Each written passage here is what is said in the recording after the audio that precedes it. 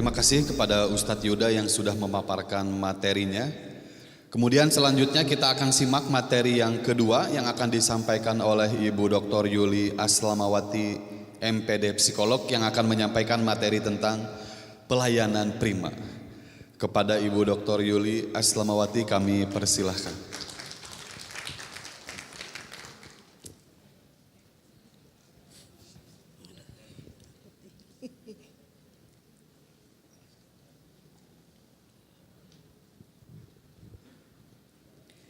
Bismillahirrahmanirrahim. Rabbi shrah li sadri wa yassir li amri wahlul 'uqdatam min lisani yafqahu qawli. Amma ba'du. Assalamualaikum warahmatullahi wabarakatuh. Bapak-bapak dan ibu-ibu yang cantik. Aduh, saya sebetulnya di sini tidak pede karena saya tidak punya waktu untuk membenahi diri. Jadi kami tadi sudah tawaf, kemudian kebetulan jamaah umroh hari ini padat sekali Pak, gitu. Jadi saya ya seadanya seperti ini. Saya awali dengan yang terhormat Profesor Neni dari LPPM Unisba, kemudian Ustadz Faiz Zamroni, Ketua Asosiasi Pelayanan Umroh dan Haji, dan tentunya kepada Bapak Khalid Ibrahim dari KJRI, dan untuk bapak-bapak dan ibu-ibu dari APU ini semua, Assalamualaikum warahmatullahi wabarakatuh. Sekali lagi. Baik, setelah tadi Ustadz Yuda menerangkan mengenai pekerjaan mutawif itu seperti apa, dan memang peran mutawif itu luar biasa. Memang dibutuhkan suatu kecekatan tertentu yang bekerja 24 jam. Saya akan melihat berkaitan dengan judul peningkatan efisiensi mutawif, dan tentunya ini dalam kaitannya untuk profesionalitas dari bapak-bapak semua. Itu memerlukan suatu diskusi Pak. Jadi saya mungkin akan banyak tanya-tanya pada Bapak, karena realnya itu bapak-bapak yang tahu bagaimana suka dan dukanya menjadi mutawif. Tugasnya sangat berat, 24 jam, sangat menguras tenaga, sangat menguras kesabaran, menguras pengetahuan Bapak semua. Jadi kalau saya tadi mendengar Bapak Ustadz Yuda bahwa orang datang untuk umroh ataupun haji tidak semata-mata berkaitan dengan bagaimana menunaikan ibadah, tetapi juga mereka sekarang juga menginginkan berkenaan dengan bagaimana mereka seolah-olah seperti wisatawan begitu. Nah, oleh karena itu banyak sekali hal yang berkenaan dengan tuntutan-tuntutan di mana bapak-bapak itu, para mutawif ini akan dimintakan supaya bisa melayani mereka dengan sempurna. Nah, yang saya ingin ketahui, pernahkah bapak-bapak diminta untuk menunjukkan ini dan itu selain dalam kaitannya dengan ibadah? Pernahkah? Sering. Misalnya apa? Oh, belanja ya, oh itu pasti ya. Belanja yang murah, yang serba 1 real, serba 2 real, seperti itu ya. Walaupun nanti bapak dan ibunya belanjanya lebih dari itu. Biasanya seperti itu. Itu kan yang dimintakan belanja, betul. Tetapi pernah tidak ketika bapak-bapak dan ibu-ibu biasanya bapak-bapak sebagai mutawif itu seringkali ketika bis sedang berjalan, bapak-bapak para mutawif ini menceritakan sejarah, menceritakan beberapa hadis begitu ya, supaya pengetahuan dari peserta umroh itu bertambah dan nggak sepi gitu ya. Biasanya seperti itu. Dilakukan itu Pak? Dilakukan ya?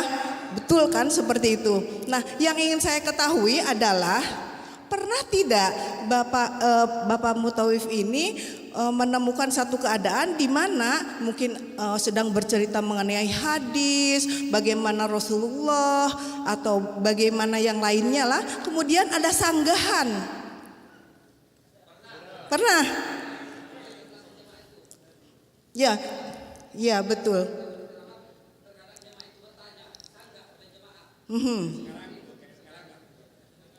Ya seperti sekarang. Iya betul. Nah seperti itu tanggapannya. Jadi minta informasi lebih kan, seperti itu ya. Namun yang riskan biasanya seperti ini. Ketika bapak-bapak mutawif ini sedang menjelaskan, tetapi disanggah, oh enggak seperti itu. Pernah tidak? Karena mungkin saja jamaahnya itu adalah guru agama. Pernah kan ada guru agama atau mungkin juga orang yang sedang mendalami agama seperti itu. Pernah ada sanggahan? Pernah? Oh gitu ya. Pernah juga. Berarti banyak hal tuh. Kaya banget informasinya. Kemudian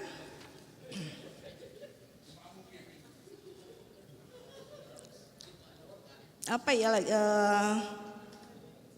Pernahkah ada kejadian di mana misalnya memakai bis, perjalanan itu jauh sekian jam, ibu-ibu kan biasanya toilet, gitu ya, sering ya, sering. Kemudian minta untuk di rest area, nggak bisa di area ini, kayaknya pengennya di bis begitu. Nah kemudian ketika di bis ternyata wah antri banyak begitu.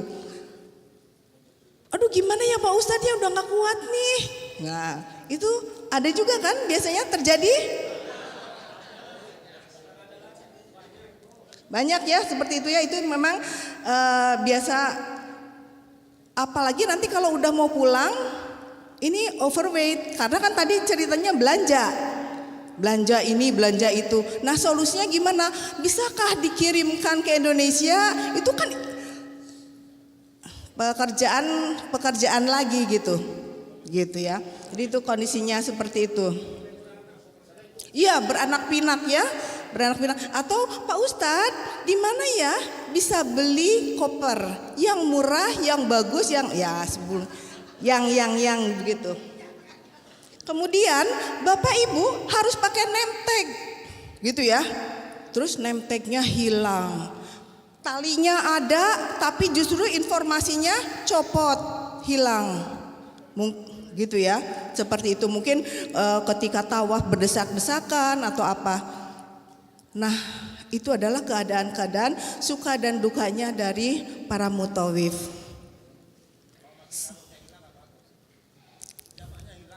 Oh jamaahnya hilang tuh. Ada lagi yang jamaahnya hilang. Wah informasinya banyak sekali. Nah sekarang dalam kaitannya dengan data tadi, jamaah hilang, minta oleh-oleh, beli koper seperti itu. Nah apa yang dirasakan oleh para mutawif? Biasa? Oh begitu. Perasaannya bagaimana? Biasa? Ya,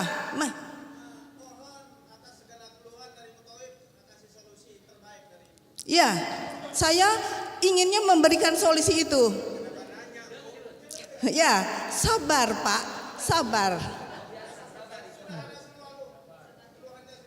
Ya. Semua solusi itu ada prosesnya Pak, sabar.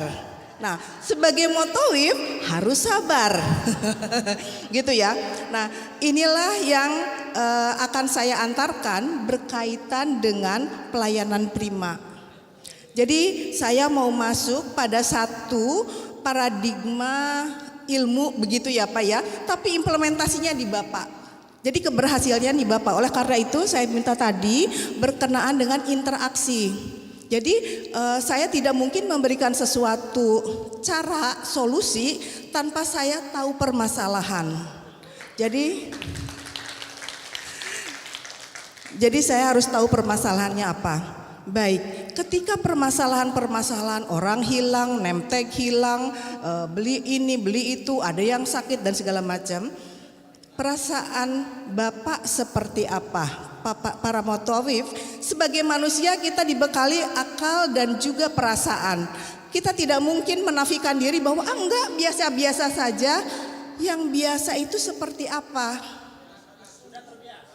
Sudah terbiasa, tapi perasaannya seperti apa, Pak?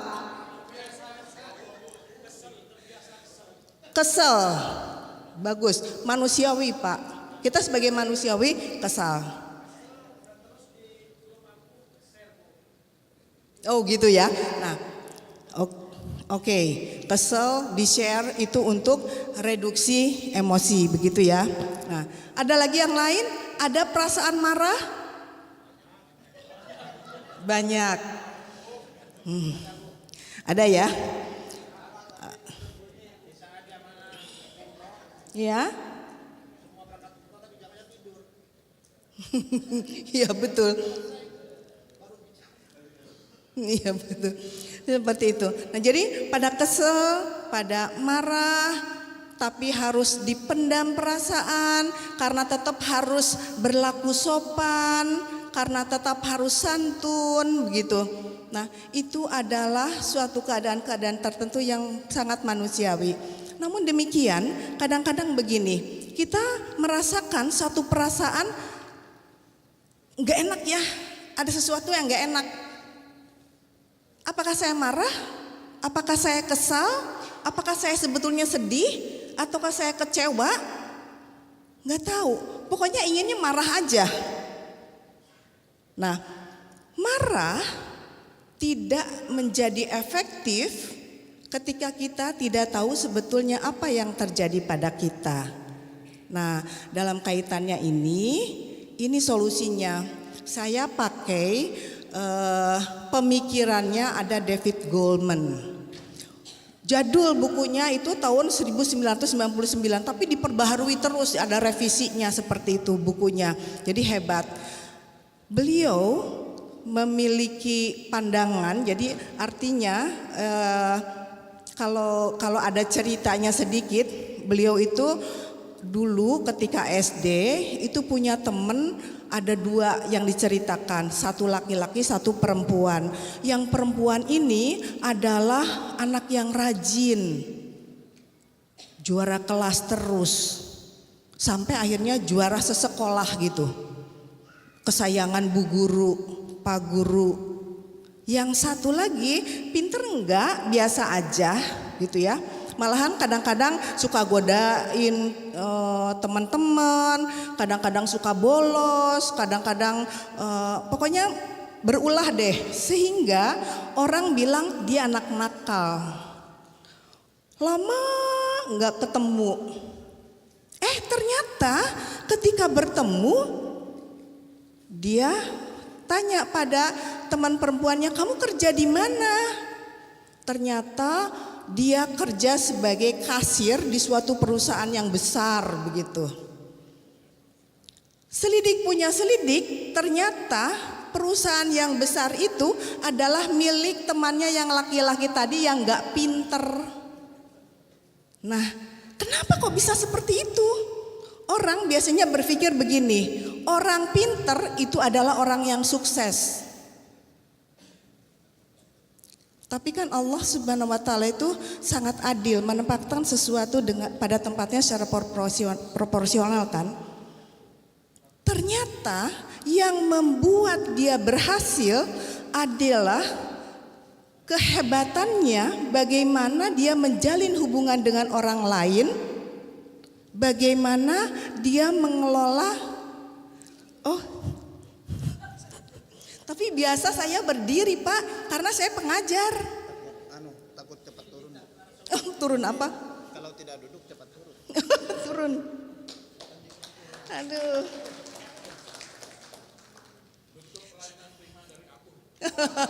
Terima kasih Pak.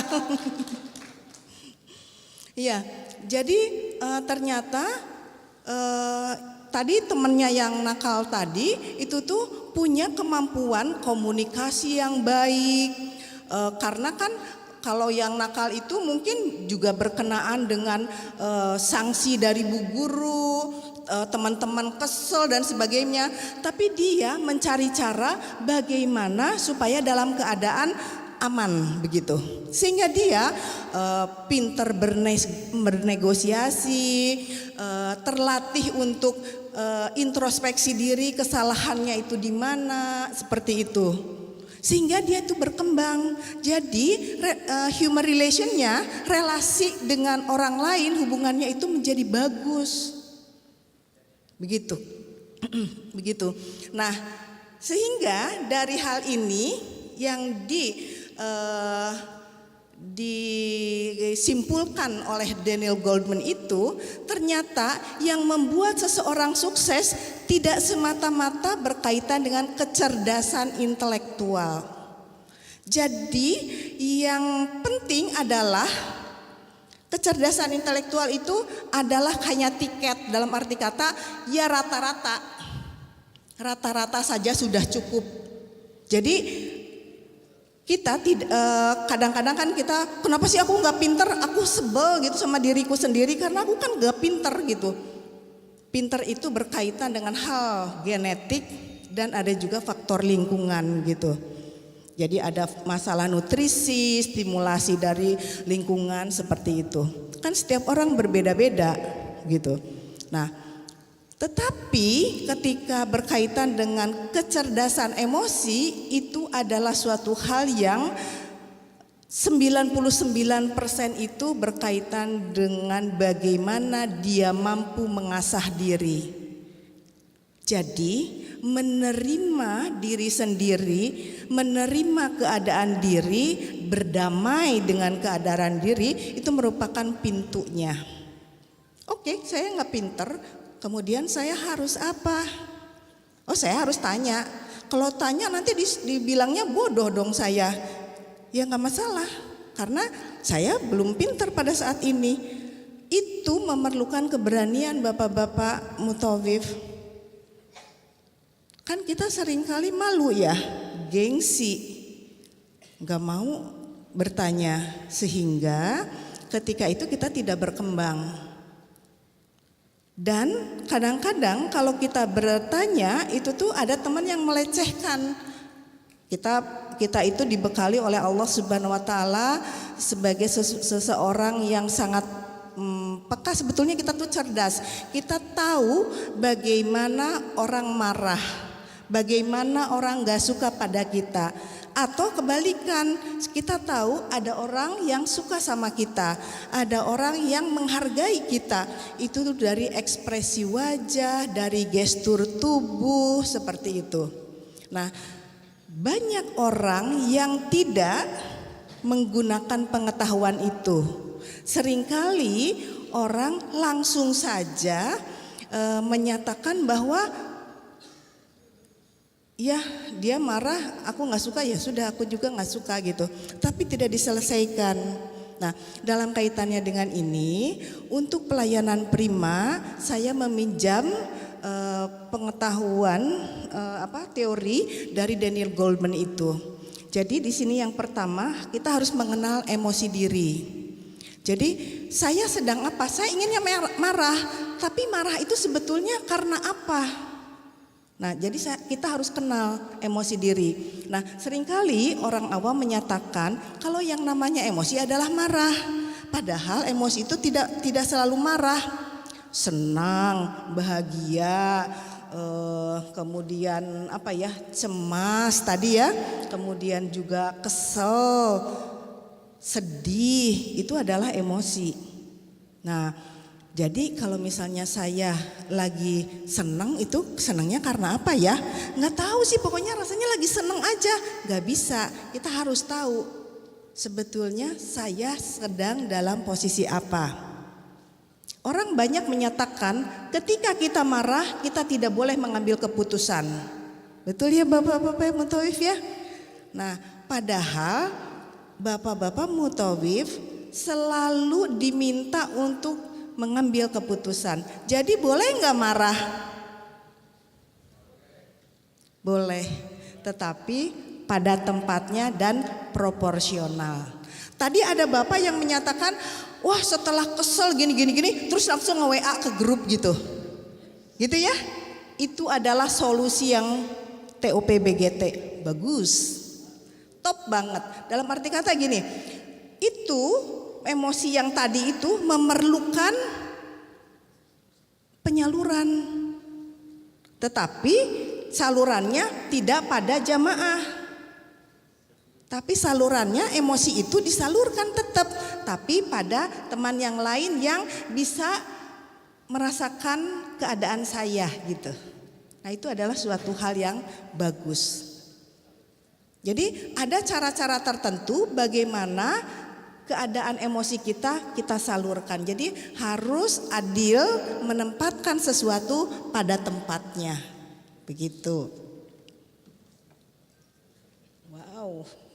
Terima kasih Pak. Biar lebih lama. Oh, biar lebih lama.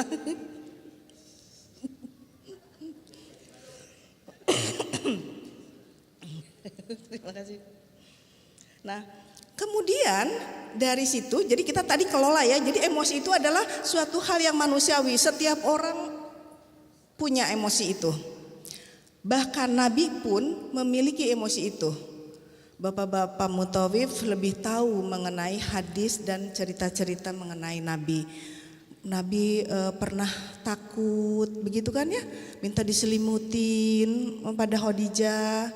Ada suatu kekhawatiran tertentu, ada satu kelelahan tertentu secara psikologis, manusiawi.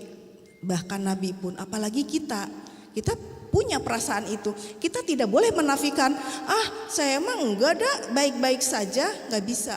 Setiap orang itu ada keadaan seperti itu, memang dibekali Allah menjadi sesuatu hal tertentu yang harus kita asah menjadi kita yang lebih baik. Nah, kemudian setelah kita mengenali emosi kita juga harus mengenali emosi orang lain. Nah, cara mengenali emosi orang lain bagaimana? Tadi dengan ekspresi wajah, dengan gestur tubuh itu secara umum. Namun demikian, manusia itu diciptakan unik, Pak. Satu dengan yang lain itu tidak ada yang sama. Bahkan kembar yang satu telur pun itu tidak sama. Minimal sidik jarinya nggak sama. Jadi nggak ada yang sama, unik satu dengan yang lain. Nah, ketika kita mengenali emosi orang lain, apakah dia lagi sedih, apakah dia lagi kesel, apakah dia lagi bahagia, nah itu tuh setiap orang tuh beda ekspresinya. Nah, kita harus mengenali ekspresi itu. Ada yang misalnya gini, kalau kerja kalau bahasa Sunda tuh berang-bereng-brong, tapi kalau bahasa Madura pokoknya nah awos liwuh gitu ya. Nah begitu, jadi misalnya gelas itu pecah enggak sih, retak juga enggak, tapi terdengar gitu ya, gitu dentingannya seperti itu. Nah, ada yang seperti itu ekspresi emosinya. Ada juga ekspresi emosinya ketika jalan tuh enggak gitu, tapi tekanannya tuh jadi tinggi. Nah, jadi seperti itu. Jadi setiap orang tuh berbeda. Nah, kita bisa tahu ketika dia jalannya begitu, oh dia lagi enggak suka, oh dia lagi, pokoknya ada emosi yang lagi negatif nih gitu. Atau misalnya tadinya cerewet gitu ya, tadi tuh aku gini-gini, tiba-tiba ketika ditanya enggak, iya. Enggak ya, oh berarti ada sesuatu. Nah, itu berarti kita sedang mengenali emosi orang lain. Pas enggak ya kalau saya mengungkapkan sesuatu pada dia pada saat emosinya sedang tidak baik misalnya gitu. Nah, atau justru kita melihat, wah mumpung nih kelihatannya dia lagi seneng, kayaknya emosinya lagi positif nih, kayaknya tepat deh kalau saya mengemukakan sesuatu. Nah, itu berkaitan dengan kecerdasan emosional. Gitu ya. Nah, dari kondisi tadi harusnya kita mampu memotivasi diri agar kita melihat satu peluang untuk mendapatkan sesuatu gitu. Nah, dalam kaitannya dengan ini, mutawif akan menyampaikan sesuatu yang tidak enak. Biasanya ada juga yang punya siasat, ibu-ibu, bapak-bapak, ada kabar nih. Tapi saya sampaikan dulu kabar baiknya gitu. Padahal sebetulnya bapak-bapak mutawif ini mau menyampaikan sesuatu yang negatif. Misalnya, misalnya mau tasreh kemarin misalnya ke Raudhoh itu terlambat, kok belum ada aja. Gitu. Jadi bapak-bapak, ibu-ibu, ada kabar gembira dulu nih saya ingin sampaikan bahwa bapak-bapak, ibu-ibu bisa mempergunakan waktu sekarang untuk berbelanja misalnya. Berbelanja di yang serba 1 real dan 2 real dan bisa saya antarkan kemana tempatnya misalnya seperti itu. Kabar buruknya dari itinerary yang sudah ada bahwa pagi ini seharusnya kita ke Raudhoh, tasrehnya belum keluar sehingga kita harus mengundurkan jadwal untuk ke Raudhoh itu sesuai dengan tasreh yang keluar, sehingga ada beberapa tempat dalam kaitannya dengan tur gitu ya ke tempat-tempat tertentu menjadi tersita. Tetapi tidak apa-apa ibu-ibu, bapak-bapak, karena kan belanjanya bisa lebih lama, lebih santai. Nah, seperti itu. Mungkin itu ya salah satu triknya bagaimana motivasi untuk mengubah keadaan itu menjadi lebih baik. Nah, yang terakhir dalam kaitan dengan ini, hubungan bapak dan ibu dalam kaitannya dengan pelayanan prima itu menjadi tercapai. Relasi dengan peserta umroh menjadi baik, kemudian juga dalam kaitannya dengan kebijakan yang keluar dari misalnya pemerintah Arab Saudi atau misalnya dari itu yang tasreh itu keluarnya dari mana Bapak? Dari muazzazah itu ya. Nah, itu terlambat, jadi kita bisa maklum saja, walaupun mungkin kita nanti bisa memberikan masukan karena kita sudah punya jadwal perjalanan umroh ini atau haji seperti itu. Nah, jadi begitu bapak-bapak, bagaimana cara atau proses pelayanan prima di mana bapak-bapak dengan setiap individu, dengan setiap pihak itu menjadi baik-baik saja, juga terhadap diri sendiri. Jadi artinya bapak-bapak sebagai mutawif itu tetap berdamai dengan diri sendiri begitu. Jadi kita mencari solusinya dengan kita mengenali sampai subuh ini biar tambah betah. Sudah Pak, cukup Pak. Ini saya mau akhiri kok.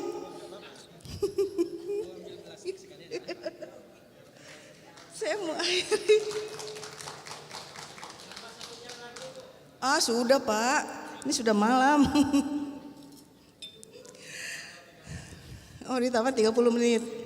Ya, ditambahnya begini saja. Untuk pengayaan proses tadi itu kan gambaran secara kasar begitu ya. Nanti kan implementasinya kan bapak-bapak itu kan ingin menjadi lebih paham. Jadi bapak-bapak boleh bertanya. Sedapat mungkin saya akan jawab, mudah-mudahan tuntas jawabannya. Mangga silakan Bapak yang mau bertanya. Mangga silakan Pak. Silakan.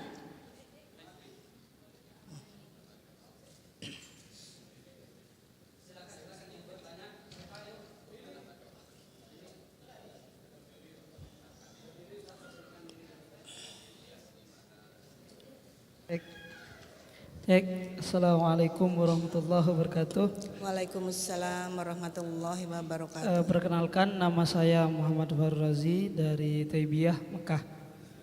Istri satu. Tepuk tangan dulu, tepuk tangan biar semangat. Langsung saja ya Bu ya, dari tadi pemaparannya di sini tentang psikolog itu menuju kepada sikap diri sendiri. Artinya kita sebagai mutawif itu bagaimana kita mengenal diri kita sendiri, seperti itu kan. Semua materi hampir seperti itu. Namun yang terjadi di lapangan adalah kita butuh jawaban bagaimana cara mengatasi emosionalitas jamaah yang berbeda-beda karakter. Jadi memang mungkin secara umum yang dikatakan Pak Khalid tadi itu memang keilmuan, knowledge, skill atau saya nggak tahu bahasa Inggris, attitude lah pokoknya, atau sikap. Nah sikap itu kan berbeda nanti ya Bu bahasannya. Jadi jamaah misalkan 48 nih itu justru berbeda. Kalau kita hanya memahami diri sendiri maka yang terjadi konflik di jamaah sendiri. Misalkan saya nggak mau sekamar sama dia, kita itu kan tadi memahami diri sendiri tok. Kita itu bagaimana gitu. Sedangkan yang kita hadapi itu adalah jamaah banyak. Jadi bagaimana cara menemukan jawaban kita menghadapi jamaah yang sikapnya berbeda, dan kita harus di posisi mana agar kita itu netral. Akhirnya kita tidak, oh kok mutawifnya dekat dengan itu, kok itu saya dibiarkan, itu resiko sebetulnya Bu. Jadi yang Ibu paparkan dari tadi itu ke kita. Jadi kita memahami, oh saya salah, oke kita salah. Saya kurang sabar, oke kita sabar. Tapi bagaimana kalau jamaah di posisi itu? Itu Bu ya. Jadi itu mungkin kami minta solusinya. Demikian, Allahumma fiq ila thoriq. Wassalamualaikum warahmatullahi wabarakatuh. Waalaikumsalam. Wah, pertanyaannya bagus sekali. Jadi begini Pak, betul itu ada suatu keadaan yang memang pelik. Ketika jamaah itu tuh keinginannya tuh berbeda-beda, sangat individual. Sementara Bapak sebagai mutawif di sini harus mensukseskan proses perjalanan ibadah umroh ini, begitu kan ya Pak ya semuanya. Jadi diawali dengan diri sendiri, dalam arti kata bahwa Bapak menyiapkan mental untuk keadaan itu untuk diri sendirinya. Tetapi dalam kaitannya dengan nanti berhubungan dengan orang lain, sebelum Bapak memulai, biasanya kan kita tuh kenalannya di bis ya Pak ya. Biasanya kita kenalan di bis, biasanya bapak-bapak akan memperkenalkan diri, saya namanya ini, kemudian saya tinggal di Mekah dan segala macam. Kemudian nanti di situ juga diperkenalkan bahwa ibu-ibu, bapak-bapak, para jamaah, kita punya satu tujuan, yaitu diingatkan kembali Pak ibadah umrohnya. Karena setiap orang itu kita berbicara manusiawi ya Pak ya. Dalam kaitannya dengan ini tidak semua orang datang berumroh atau haji itu ingin beribadah. Lisan menyatakan bahwa ingin mabrur atau mabruroh. Tetapi kalau kita lihat, kita buka-buka sebetulnya hatinya itu sebetulnya enggak. Ada yang ingin prestis ya, ingin kelihatan bahwa saya tuh berumroh berkali-kali, saya tuh udah haji loh. Nah ada yang seperti itu, tujuannya seperti itu sangat ada. Kemudian ada juga yang ya udahlah, aku kan disuruh sama orang tua ke sana, ya udahlah gitu. Itu berbeda-beda. Dan nanti ketika tujuannya berbeda, apalagi pada situasi tertentu yang biasanya itu situasi sulit dan mendesak gitu ya Pak ya. Ada hal-hal yang berkaitan dengan itu. Maka bapak-bapak di awal ketika di bis tadi untuk memperkenalkan diri menyatakan bahwa tujuan kita disatukan lagi. Kemudian nanti kalau ada keadaan tertentu kita akan memilih yang terbaik. Kalau bisa Bapak nanti pegang ada satu dari jamaah tuh yang pimpinannya atau tour leader atau apalah seperti itu untuk berdiskusi. Artinya berdiskusi itu begini, ada plan A, positifnya apa, negatifnya apa. Ada plan B, positifnya apa, negatifnya apa. Itu dari awal Pak. Sehingga nanti Bapak itu harus memanage konflik, manajemen konflik. Jadi konflik antar grup atau antar orang yang berbeda kepentingan. Nah, tapi kalau diawali dengan suatu perjanjian bahwa kita adalah mau beribadah tertentu, maka itu bisa meminimalisir. Sementara itu yang harus dilakukan dulu. Selanjutnya nanti kita dalam perjalanan itu kita bisa lebih mengenal. Oh, orang ini teh sebenarnya mah lebih egois, lebih mementingkan diri sendiri saja. Oh, yang ini tuh ternyata hanya melihat sisi mudahnya saja, misalnya seperti itu. Nah, itu nanti menjadi pengetahuan Bapak untuk mengambil suatu keputusan baiknya tuh seperti apa. Nah, seperti itu Pak. Itu salah satu kiat trik berkaitan dengan manajemen konflik. Nah, tapi sebetulnya belum selesai itu Pak jawabannya. Ada lagi, itu nanti berkaitan dengan skill, keterampilan Bapak untuk mengkomunikasikan. Biasanya keterampilan itu hanya didapat berkenaan dengan jam terbang. Ya, jadi artinya tidak menutup kemungkinan dalam kaitannya dengan mutawif ini ada kelas-kelasnya, ada kelas pemula, ada kelas menengah, ada topnya yang sudah bisa memberikan satu keputusan dan berargumentasi.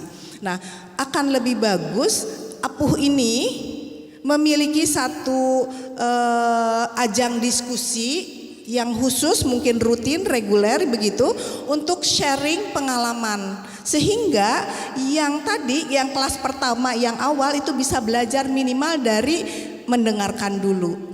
Oh, begini ya cara menyelesaikan permasalahannya. Nah, yang sudah expert gitu ya, yang sudah banyak pengalamannya itu nggak boleh pelit. Kenapa? Awalilah dengan bismillah, bahwa kita akan share pengalaman kita, semoga itu menjadi amal jariah kita, karena itu adalah pengetahuan. Saya nggak tahu tuh hadis atau apa, tapi yang pasti itu Allah akan meninggikan orang yang punya pengetahuan. Nah, dari Al-Quran ya, dari Al-Quran. Nah, oleh karena itu, ketika Bapak punya pengalaman itu sebagai suatu pengetahuan bagi orang lain, kita berikan itu. Nah, jadi kondisi-kondisi itu mungkin saja dapat terulang pada grup-grup lain yang diasuh atau dikelola oleh mutawif yang belum berpengalaman. Begitu. Yang mau bertanya lagi silakan, Ustaz. Ini di sebelah kanan ada ini. Wah, kayaknya soalnya ini susah nih. Jangan susah-susah Pak, nanti saya nggak bisa jawab. Oh bukan, dari sini. Ya silakan, mangga Pak. Assalamualaikum warahmatullahi wabarakatuh. Waalaikumsalam warahmatullahi wabarakatuh. Bismillahirrahmanirrahim. Alhamdulillah. Dengan ini kami termasuk pertama-tama nama kami adalah Ahmad Ridwan. Juga sama dengan yang pertama yang tanya, anak sudah 3 tapi istri masih 1. Kok masih Pak? Satu aja. Satu, bukan masih satu. Yang saya tanyakan dan yang menjadi unek-unek kami juga mungkin kegalauan bagi para mutawif yang baru juga mungkin yang lama, yang sering kami jumpai dari beberapa masalah yang sering. Jadi masalah yang paling rumit adalah ketika para mutawif itu berseberangan dengan dengan TL. Itu paling sulit yang kami alami, yang kami pernah alami seperti itu. Apa yang bertentangan Pak? Ketika mutawif itu berseberangan dengan TL, itu bertentangan sama tour leader. Oh, tour leader dengan mutawif berseberangan. Semuanya menjadi masalah, mungkin sama juga masalah, tapi yang paling dirasakan paling sulit untuk mengatasinya adalah dengan tour leader. Itu yang pertama. Yang kedua, mungkin mulai tadi di sini sebagian telah kami baca bahwa tugasnya mutawif adalah menjaga keamanan dan lain sebagainya. Yang jadi unek-unek dari kami sebagai mutawif, kami juga masih termasuk kalau sekolah mungkin masih SD masalah Mutowi ini mungkin yang perlu kami menjadi kejelasan dari pemerintah atau siapa saja, bahwasanya ketika kami undang-undang kami ketika menjadi Mutowi adalah banyak kekhawatiran dari kami, Bu. Banyak apa Pak? Banyak kekhawatiran, ketakutan dari kami. Soalnya kami di sini apa istilahnya ya? Pekerjaan Pak, saya kami. kurang jelas mungkin begini Pak. Pekerjaan kami di sini sebagai Mutowi kan kita nggak diakui ya oleh pemerintah sini. Sehingga ketika kami kerja kami ketakutan. Ketakutnya gimana? Takut kena bahasa razia. Kalau bahasanya kena cekel, kena pegang, itu bahasa Jawanya. Mungkin kalau bahasa bukan dicekik, kena pegang, kena cekik. Akhirnya kami ketika kerja nggak bisa maksimal, merasa ketakutan. Dengan adanya ini, dari pemerintah Indonesia mungkin memberi perlindungan kepada kami sebagai Mutowi bahwa ini adalah resmi. Soalnya kalau seperti yang disampaikan tadi, kalau tidak ada Mutowi dari Indonesia, seandainya dipindahkan oleh pemerintah Arab akan kesulitan. Kita merasa nggak enak, sama-sama merasa nggak enak. Contohnya saja, sopir kalau bukan orang Indonesia, kalau orang Mesir, kita merasa nggak enak. Apalagi Mutowi, apalagi orang Madura yang jarang ngerti bahasa Indonesia, apalagi ya pokoknya tambah gak enak. Artinya permintaan dari kami sebagai Mutowi, bagaimana kita ini merasa tenang. Apalagi kita melintasi Ustaz? Itu pemeriksaan.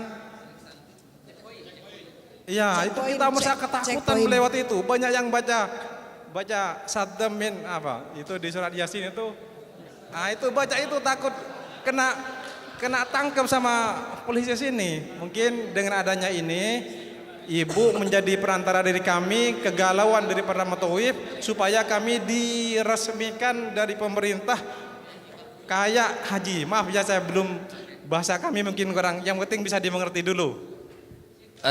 Sudah dimengerti, Bun? Ya. Itu bisa artinya di saat kita bekerja itu ada perlindungan resmi. Seperti itu maksud daripada Mutowi. Iya. Baik, izin Ibu. Ya, silakan Pak. Saya sebetulnya di sini tidak mau bertanya, tapi lebih ke sharing, Bu. Jadi yang disampaikan teman-teman tadi itu kaitannya juga dengan tugas kami di sini. Iya, betul. Untuk diketahui bahwa masih belum ada jabatan mutawif di Saudi Arabia. Gitu loh. Jadi mereka ini secara aturan ketenagakerjaan melanggar undang-undang ketenagakerjaan pemerintah Saudi Arabia. Iya Pak, saya tahu Pak. Saya tahu, tenang. Gitu. Nah, ini mereka nekat, Bu. Kita harus mengakui kesalahan dulu, Pak. Ya, jangan ngambil menangnya sendiri. Ini perhatikan dulu. Anda berada di negara orang lain harus patuh pada aturan negara sini. Ini yang harus dikunci. Jangan Anda harus minta dilindungi sementara kita sudah melanggar di sini. Gitu dulu. Bisa dicerna? Oke. Ini yang tak henti-hentinya kami berusaha. Makanya tadi Ustadz Yuda menyampaikan, saya sampaikan juga sekarang bahwa Saudi Arabia ini sudah terbuka. Kenapa saya harus sampaikan bahwa dulu Saudi begitu bebasnya, termasuk mereka ini bebas sekali. Mereka ini sekarang begini karena kena dampak aturan. Ini harus diakui bahwa salahnya kita juga. Gitu. Karena apa? Mereka secara aturan ketenagakerjaan bekerja tidak sesuai pada kafilnya. Ini di Saudi Arabia merupakan pelanggaran undang-undang ketenagakerjaan. Sekarang mereka memilih pekerjaan ini masuk ke Saudi Arabia hanya berusaha beli visa. Ya kan, banyak ketika dulu masih ada, kita kenal visa HUR, visa bebas. Lah sekarang Bu, Saudi Arabia ini sudah menertibkan semua, bahkan dengan sistem single ID. Yang tadi disampaikan oleh Ustadz Yuda bahwa punya target, Saudi punya target di 2030 di sini sudah ada Saudi Vision, visi Saudi 2030. Bahwa yang pernah saya dengar rencananya termasuk mutawif itu akan disiapkan oleh orang Saudi yang bisa berbahasa Indonesia, yang dipersiapkan berkarakter juga, namun tidak mudah. Nah, sekarang bergesernya ini sudah mulai berjalan dengan menerapkan 3:1. Jadi setiap perusahaan, muasasah, syarikah dan lain sebagainya di Saudi Arabia, ketika perusahaan itu mempekerjakan 3 orang asing, harus ada 1 orang Saudi. Sekarang Saudi sudah nerapin semua. Orang Saudi harus bekerja. Ini sudah sudah berjalan. Nah, sementara teman-teman yang hanya profesinya di mutawif, silakan Bapak di sini apa mukimin? Apa mihnahnya?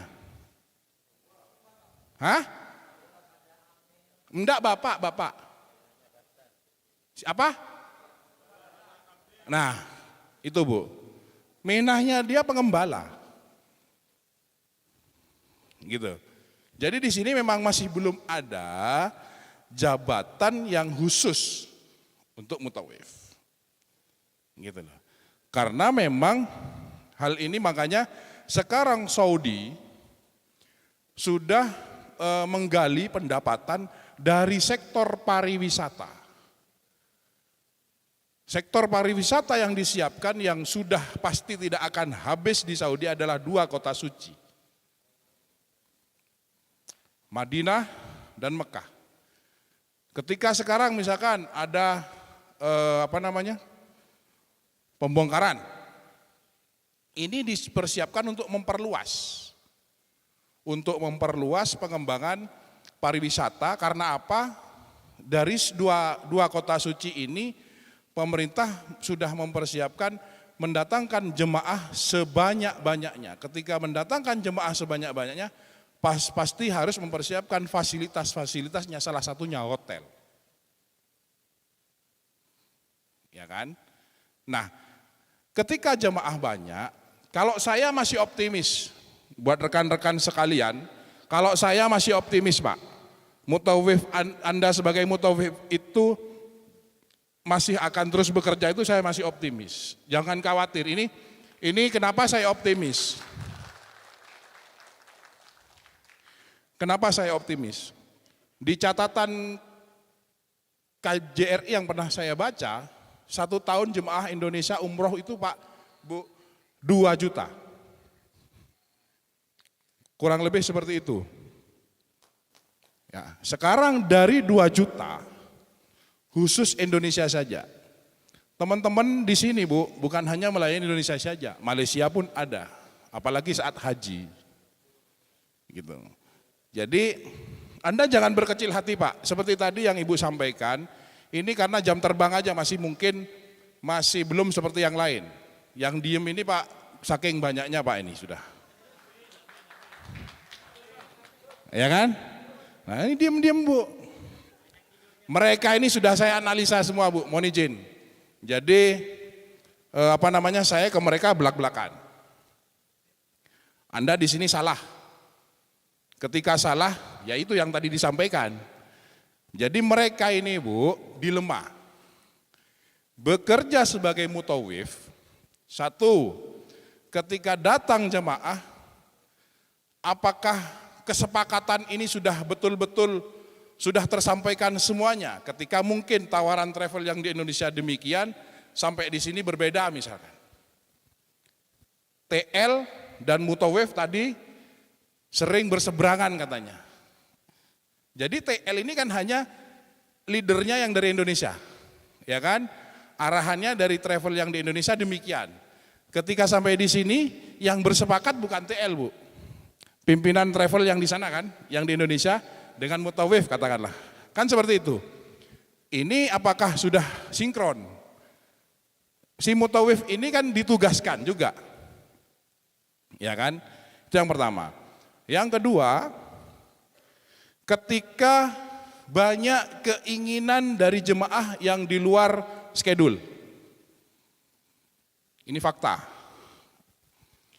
Terus benturan dengan aturan-aturan yang ada di sini. Ketika misalkan ada larangan, ketika para mutawif tidak bisa memberikan pelayanan sesuai dengan yang diinginkan, nilainya pasti turun nih. Ratingnya kalau di bahasa kita bintangnya jadi turun, nggak 5 lagi. Ini kan mempengaruhi, Bu, kinerja. Ini bagian daripada dilema yang dihadapi mereka. Gitu. Mereka belum curhat ke saya pun juga menganalisa.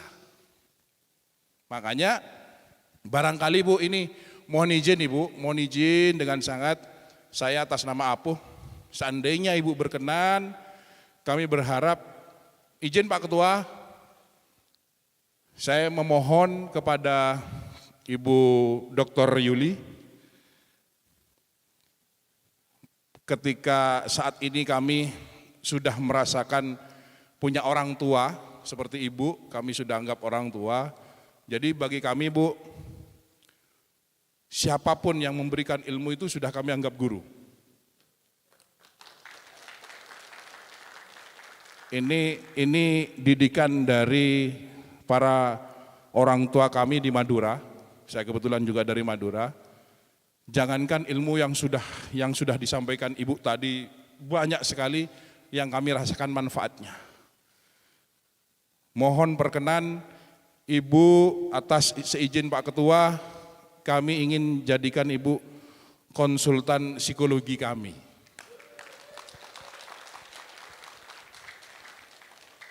Artinya begini, jadi mungkin mereka ini mau curhat, kalau di grup maunya curhat jadinya berantem. Ini fakta ini. Saya lihat di grup itu Bu sudah, ya udah saya lewat aja. Kalau isinya isi sudah berantem ya ngapain juga kan? Ya udah saya abaikan.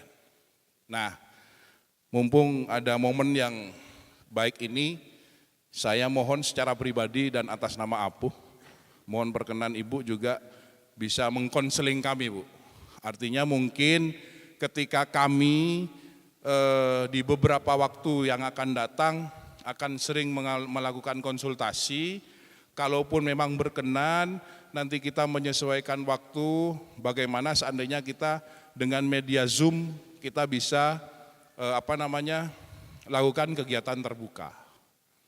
Jadi sekarang ini kita sudah nggak ada batasan waktu dan tempat, walaupun jauh, kalaupun selisih ada waktu sampai 4 jam, ini masih memungkinkan untuk kita strategikan bisa belajar. Jadi itu yang bisa saya sampaikan. Jadi atas nama saya sendiri dan rekan-rekan Apuh berharap besar kepada Ibu Dr. Yuli berkenan untuk menjadi konselor kami, Bu. Mungkin itu dari saya. Terima kasih. Wallahumma muwaffiq ila aqwamit thoriq. Assalamualaikum warahmatullahi wabarakatuh.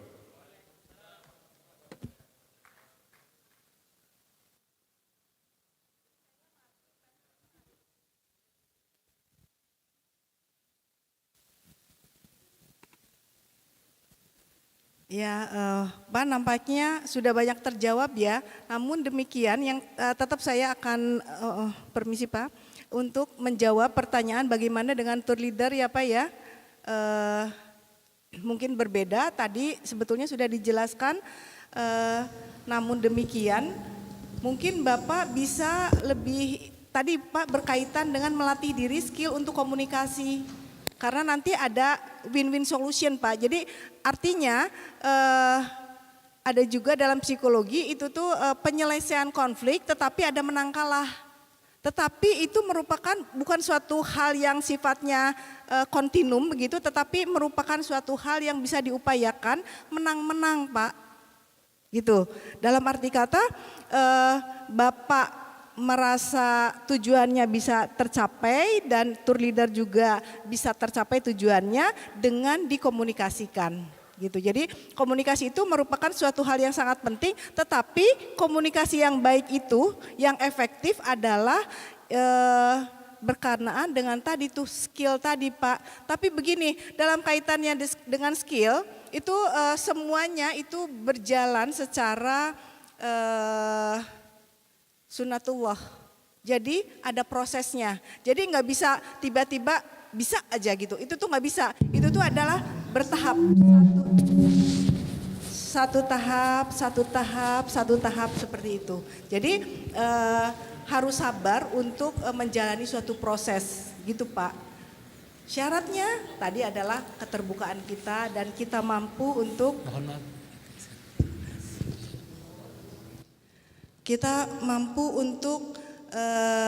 terbuka dengan diri sendiri. Kita itu diperlukan untuk bisa berdamai dengan diri sendiri Pak. Jadi seringkali itu kita menafikan diri kita untuk tidak mau berdamai, maunya tuh menang.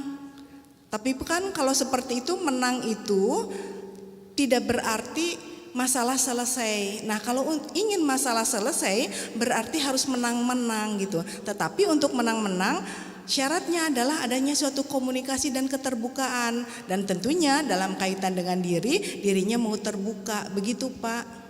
Kalau misalnya kitanya sudah menutup diri atau misalnya kitanya keras begitu, itu susah ditembus oleh orang lain.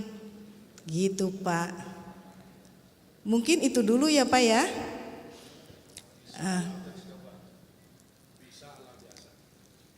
Allah bisa karena biasa, betul. Betul Pak, Allah bisa karena biasa itu pasti bisa. Cukup mungkin? Ibu-ibu ini sudah terlalu malam atau bagaimana? Masih ada. Tapi Pak, saya sambut baik. Pak Khalid, saya sambut baik itu yang tadi saya menjadi konselor. Mudah-mudahan saya bisa membantu dan mudah-mudahan efektif. Dan tadi berkenaan dengan waktu itu bisa disesuaikan. Mudah-mudahan bermanfaat di sisa hidup saya. Berkah, amin. Saya minta doanya saja Pak agar saya sehat. Mungkin sekian saja, sudah terlalu malam. Nanti mungkin pertanyaan apa bisa disambung lewat konseling di IT begitu, lewat Zoom mungkin. Nah, Oke, baiklah. Kalau begitu saya akhiri saja. Maaf kurangnya dari saya. Mudah-mudahan ini bisa bermanfaat dan berlanjut.